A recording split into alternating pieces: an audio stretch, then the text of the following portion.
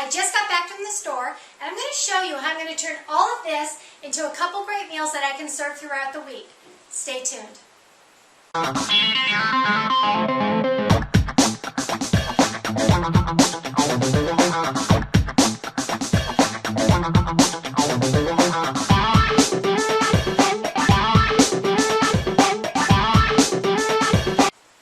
Okay, today's shopping trip was at Ralph's because they have chicken on sale this week at $2.99 a pound. And there's a couple things I want to show you here before we get started. First of all, when I got to the store, they had the advertised price for chicken, boneless, skinless chicken breast at $2.99 a pound. When I looked in the area, there wasn't any there. They only had the thighs. So now some people would just say, oh, they're all out, I'm going to leave. But it's a good idea when something that's advertised is not available or it doesn't seem to be available, ask one of the store representatives if they have it available or it's in the back or whatever. So I asked the butcher about that $2.99 a pound chicken breast, and what he did is he went in the back and he said, you know what, it's not available, or it's, we're out. And he offered me another one that was in, bulk in the actual butcher's case. What I'm going to do, because I have several things that I'm going to be cooking that involve chicken, as I'm going through and prepping everything else, the first thing I'm going to do is cook the chicken. Now there's a couple ways you can do it because all the recipes, call for the same type of cooked chicken meat. If it's hot and you don't want to bring the heat into the kitchen, you can certainly pop these on the grill outside. Just rub it with your seasoning salt and some olive oil, let it set for a while so it can marinate a little bit, and then throw it on that grill outside while you start to prepare everything else. It's a little bit of a time-saving thing that you can do. Now for these, I'm actually going to just boil them. So I'm going to fill up my big stock pot with some water, a little bit of salt. I have some seasoning I'm going to go ahead and throw into that water. And then I'm going to just pop the chicken in there, and it can be cooking while I'm doing everything else. Now the second thing that I want you to take note of is how much of this is fruits and vegetables. Now I've seen pictures online before where people are like, what does a typical family eat in a week? And they took pictures from different families all over the world to see the different cultures and the different kind of food that they ate. The one thing that I noticed for the countries that are known for being the least healthy is that they also had the least amount of fruits and vegetables. So to combat that and kind of health things up a little bit, be sure to add a good amount of the colorful stuff into your diet. You will notice that I also have some stuff here that is processed and canned, and there are some ingredients in my other things that have, that I can't pronounce. But I also realize that a lot of families are stressed for time.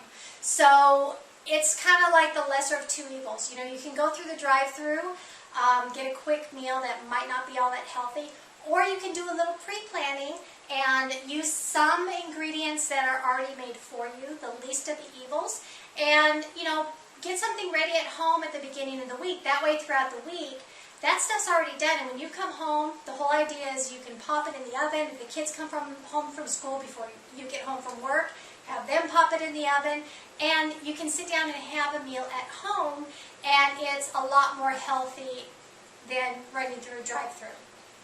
Now the other thing I liked with Ralph's this week is the fact they had a 5x5 mix and match sale. Now I picked up the cashew crackers. They were in that 5-for-5 offering, and I'm going to use these to prep some lunches and snacks. A lot of times you see the Lunchables, and you can easily make something similar, but I chose cashew because of the ingredient list. There's some whole wheat stuff in here, as opposed to some, I looked at the other crackers, because that's what I was looking for, is crackers. And it was, unbleached flour and a lot of sugars and stuff. So this was the lesser of the two evils, so I picked these up. The other thing that I found, which I've never tried before, so I'm going to try this brand. I'm going to use some enchilada sauce. And this brand here I have never used before, but I did notice that on the labeling it had less unpronounceable items than the major manufacturer. Now, the only thing I'm not sure of is that this does say it's a product of Mexico. I do not know if their labeling requirements are the same as in the States. So it is possible that, you know, there might be some preservatives and stuff in here that are not listed on that labeling. So I just know that that's a possibility. But looking at the labels between this one and the major brand, this seemed more whole. The next best thing, if you are a cook and you have the time, get some tomatillas, get a great recipe, and make your own enchilada sauce. It's not that hard. Okay, so having said all that, I'm going to start my water, get my chicken boiling, and I'm going to start chopping up some of these vegetables. And I'll check back with you in just a little bit, and I'll show you what I've come up with. Stay tuned.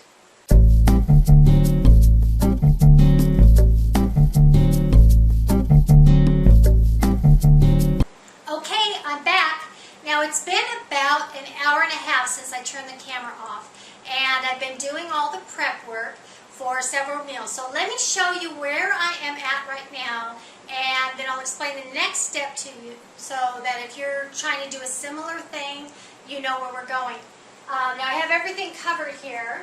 So first off, what we have is I'm going to be making some chicken enchiladas. Now, when you're making any kind of casserole dish, like an enchilada or a lasagna, it's just as easy to make 2 or 3 of them than it is to make one.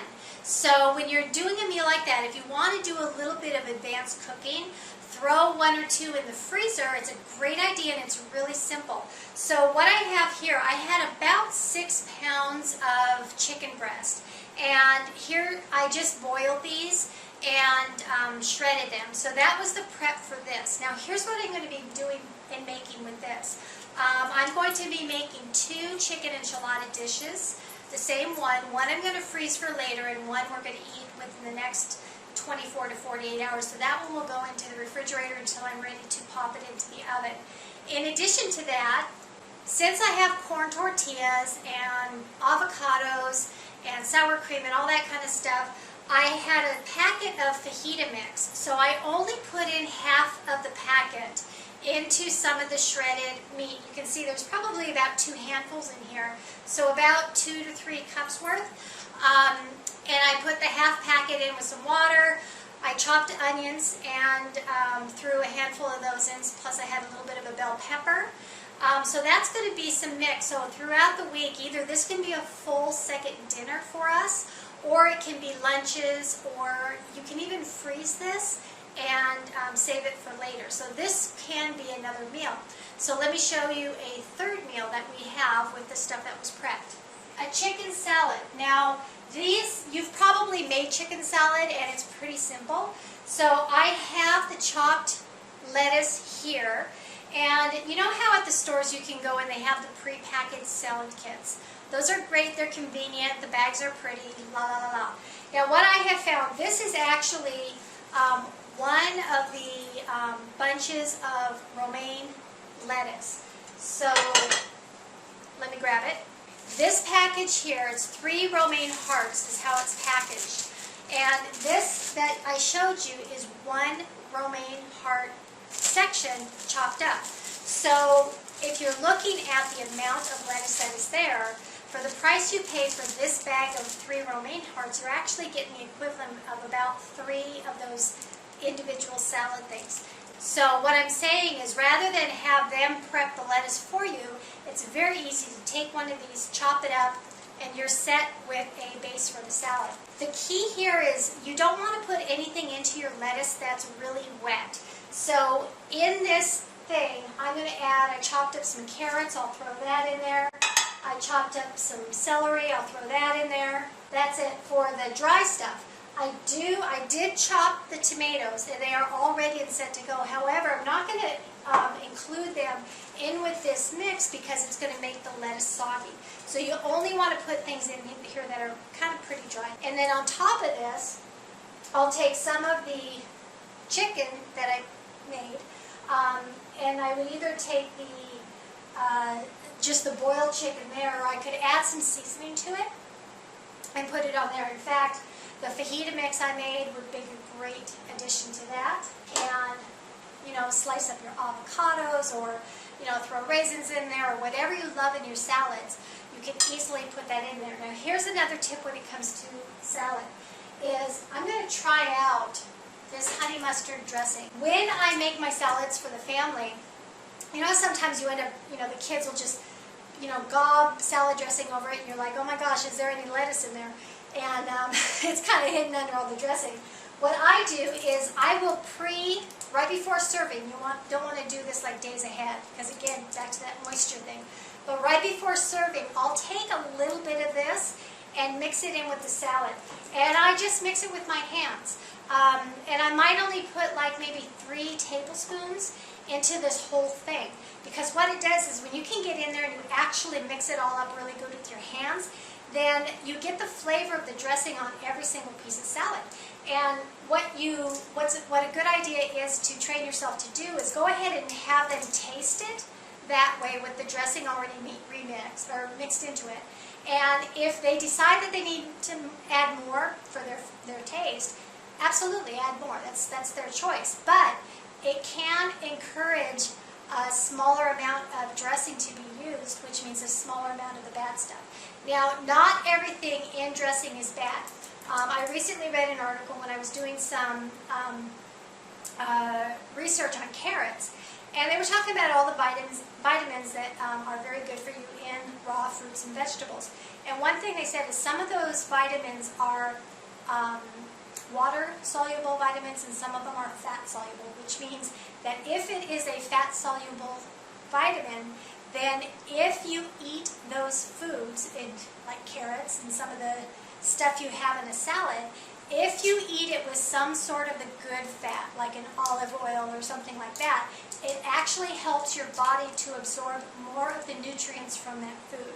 So, you know, a little bit of fat is good. And like I said, if you wanted to make your own dressing from scratch, you can certainly do that. But as a time saver, you know, buy the best dressing that you can. But, you know, try to reduce the amount of what actually goes in the salad so your salad is not drowning in dressing. Okay, so as I said, the next thing I'm going to use or make is the chicken enchiladas. Now, the ingredients, I'll have all of these recipes, your shopping list, and, you know, the prep order and all of that in the link on this page, so you can get all that, don't worry about it. And here's the other cool thing when you make these at home. When you buy the frozen entrees in the grocery store, you get a lot of extra stuff in there that you don't really want, but you also do not have any control over how much of any single ingredient goes in there. A lot of times you'll find if they have like a chicken dish, you might have like very few pieces of chicken and a heck of a lot of cheese. So when you make this, you can actually monitor how much cheese you put in here. So I mean, I have quite a bit in here. I'll probably use what's in here for both, for, you know, 2. So that way you really don't need that much. A little bit does go a long way. So when you make it at home, you can adjust how much you're putting in there to what your family likes, and, you know, cut it back a little bit every single time. You know, put more fruits and vegetables in there. You can throw spinach in there, or red bell peppers, or anything you want, because casseroles are really pretty simple. So you just layer everything on there. Your tortillas that you're layering would take the place of like a lasagna noodle if you're, you know, making a lasagna. So it's just that same concept of layering. So I will show you what I end up with when it's all. So the other thing I have here is my kind of lunchable replacement. Rather than make something or purchase something pre-made that has lunch meat in it, which has the nitrates, you can make your own, and it's really simple. So what I have here is I had some cheese. I put about 3, 4, 5 slices of a cheddar cheese. You can slice them as thick or as thin as you like. I have grapes. I have apples. I have actually soaked these in a little bit of lemon water to help prevent some of the browning. I've got some chips in here, or not chips, the cashew crackers, some celery, a half of a chicken breast that I sliced up, and I also have a dollop of hummus. So this right here could be a lunch that either you take to work or you send off with your kids. And the container, this container I actually got, this is from like Chinese takeout or something, but you can get containers like this at a restaurant supply store like Smart and Final. And then that way, if you're buying them, you know, like the food packagers do, if for some reason the kids throw them away, it's not a big deal. It's not like they're throwing away your best Tupperware. So you can get several of these and get creative. Put whatever in here your family loves. I've done it where I've done like I mixed some tuna with an avocado and some salt and pepper and olive oil. That's it. Very simple. No mayonnaise, because when you put the avocado in there, you don't need it. I had crackers and fruit, and that was, you know, a meal that we took to the beach. So you can decide what kind of protein you're putting in here, what kind of fruits and vegetables, and everything. And you can make several of them. You can control what your kids want. And hey, why not have them pitch in and help pick out the ingredients? Because then you know it's something that they have ownership of, and they'll love it. That's it for now. So let me get the enchiladas put together, and I'll be right back.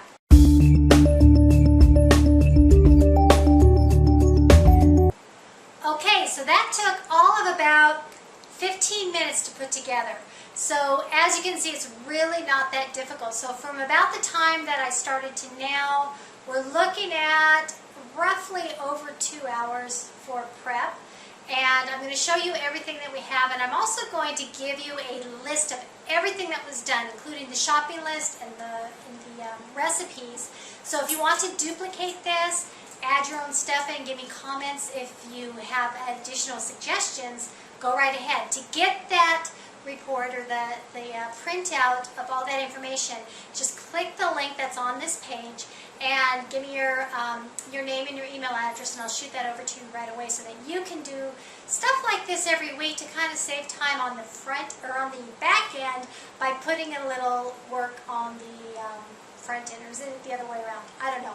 But anyways, let me show you what we have here. So here, let's see if you can see that. So here's what we've got. I've got the 2 enchiladas ready to go. One for now, one for later.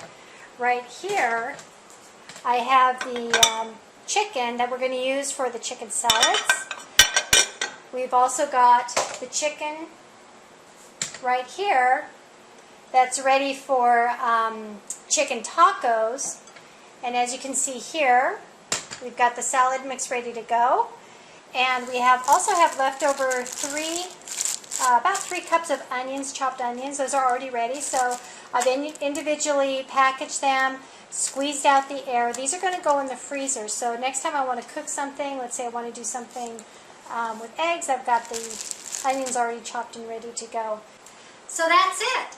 So thanks so much for stopping by. And remember, if you want to get that report, be sure to click the link on this page and I'll send it to you right away. So you can start doing stuff like this every week for your family to save time, money, and maybe eat a little bit more healthy than the drive-thrus.